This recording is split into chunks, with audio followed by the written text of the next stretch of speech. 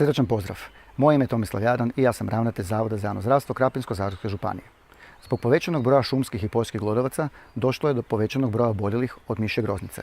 Što je to mišja groznica? Kako se zaštititi? Saznaćemo od našeg epidemiologa, doktora Ivana Lipovca.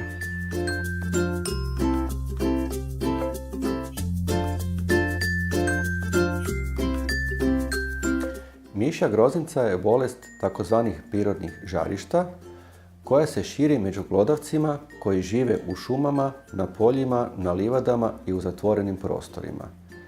Svake godine i među ljudima se bilježi pojedinačni slučajevi te bolesti, a ima godina kad zbog povećanog broja glodavaca se ta bolest može u povećanom broju slučajeva javljati i kod ljudi. Bolest se širi preko izlučevina glodavaca, a to su izmet, mokraća i slina glodavaca. Najopasnija situacija može biti udah sasušenih izmeta, sline ili mokraće u kojoj ima virusa koji dovode do pojave te bolesti. Ulazna vrata kod ljudi za tu bolest su nos, usta, sluznica očiju i oštećena koža. Simptomi počinju tjedan do dva nakon ulaska virusa u naš organizam, a manifestiraju se sa pojavom povišene tjelesne temperature uz zimicu i tresavicu. U kasnijoj fazi bolesti dolazi do pojave bolova u trbuhu i u leđima.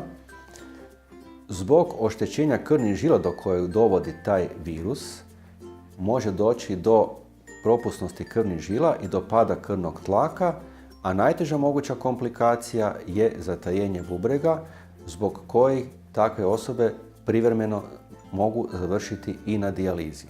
Koje su osobe najizloženije toj bolesti?